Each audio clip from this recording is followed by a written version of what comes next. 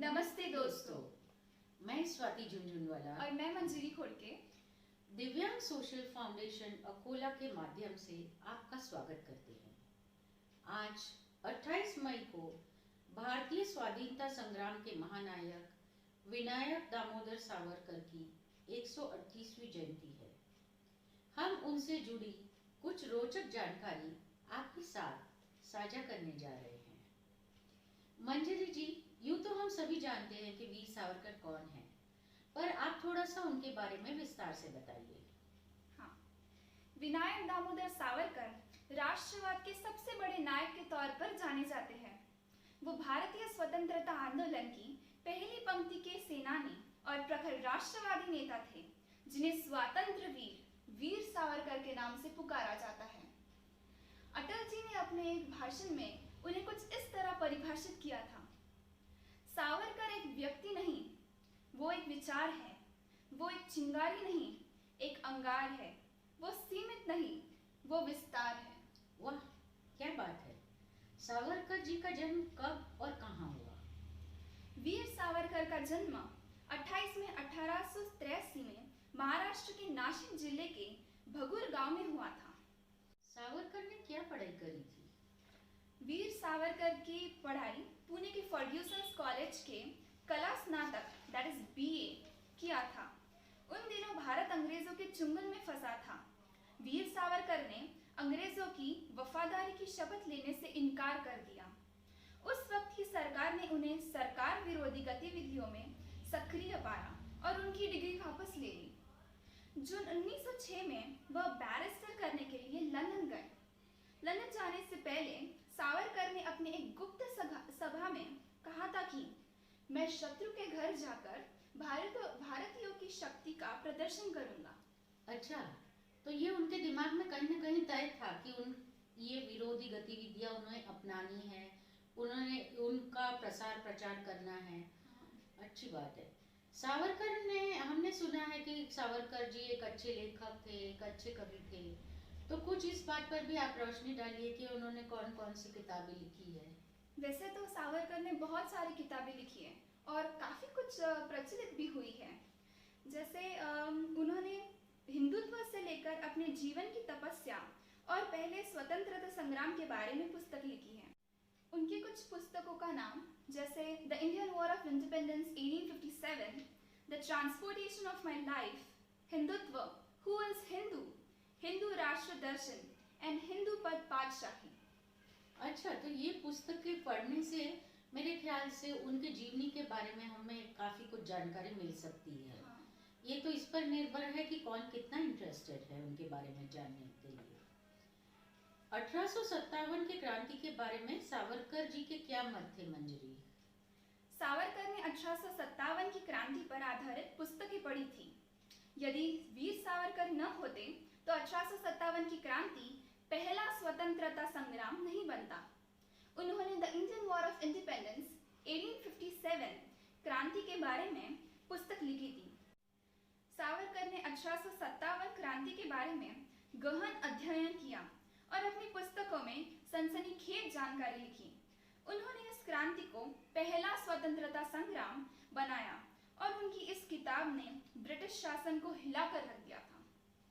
अच्छा, सावरकर और काला पानी, ये दो लफ्ज साथ साथ में ही आते हैं, तो क्या आप हमें बता सकते हैं कि सावरकर जी को काला पानी की सजा क्यों मिली? हाँ, वीर सावरकर लंदन में थे तो नासिक में कलेक्टर AMT जैक्सन की मौत हो गई। उन पर यह आरोप लगाया गया कि जिस पिस्तौल से जैक्सन की हत्या हुई वो सावरकर की थी, लंदन से आई हुई। उन्हें लंदन से गिरफ्तार करके भारत लाया गया। जैक्सन की हत्या और अंग्रेजी शासन के खिलाफ विद्रोह के आरोप में सावरकर को डबल काला पानी मतलब 50 साल की सजा सुनाई गई। उफ! सावरकर को वीर ये उपाधि किसने दी और वीर उन्हें क्यों कहा जाता है? 1936 का समय था जब कांग्रेस ने सावरकर को ब्लैकलिस्ट कर दिया था।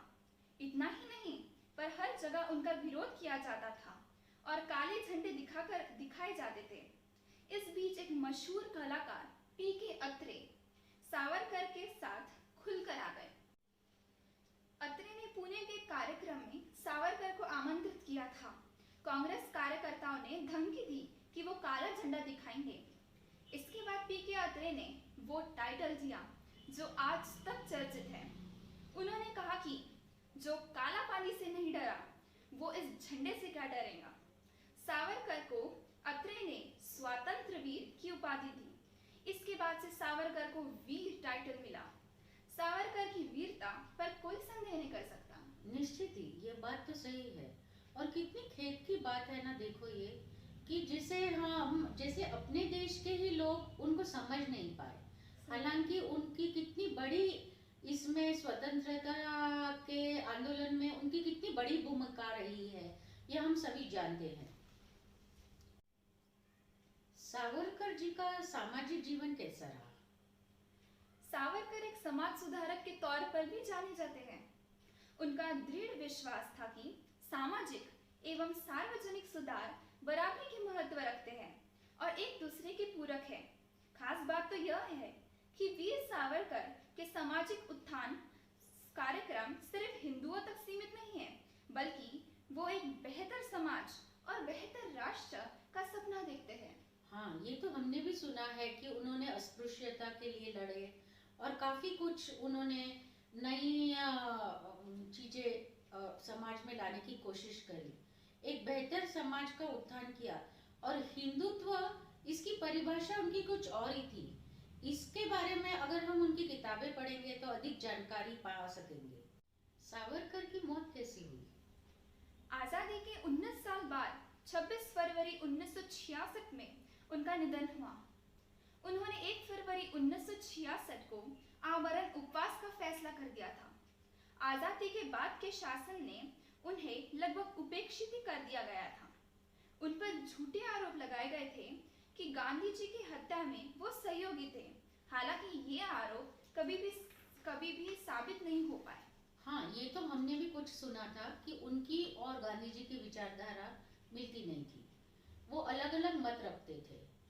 खैर, ऐसे महान क्रांतिकारी, इतिहासकार, समाज सुधारक, विचारक, चिंतक, साहित्यकार को हम सबका वंदन है, नमन है। उनकी लिखी पुस्तकें क्रांतिकारियों के लिए गीता के समान है।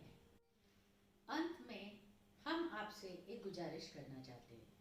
हम दोनों दिव्यांग सोशल फाउंडेशन, यह सामाजिक संस्था से जुड़े हैं। पूरे भारत भर में प्राध्यापक डॉक्टर विशाल कोडे के मार्गदर्शन में दिव्यांगों के लिए शिक्षण, रोजगार एवं आरोग्य के लिए संस्था अपना योगदान दे रही है। आप भी इस संस्था को अपना आर्थिक योगदान दे सकते हैं। अधिक जानकारी के लिए इस वीडियो के डिस्क्रिप्शन बॉक्स में आपको इस संस्था का हेल्पलाइन नंबर मिल जाएगा। आपसे अनुरोध है कि आप भी इस संस्था से जुड़कर दिव्यांगों का भविष्य संवारने के लिए सहयोग दें। धन्यवाद। इस कार्यक्रम को वीडियो द्वारा प्रस्तुत करने का एक शुद्ध हेतु ऐसा है कि युवा पीढ़ी यह जाने कि स्वतंत्रता हमें कितनी मुश्किल से, अनेक कुर्बानियों और अथाह त्याग के पश्चात मिली है। इसलिए मेरे साथ युवा पीढ़ी के मंजरी को साथ जोड़ा ताकि इतिहास के साक्षी आप सभी युवा भी बने।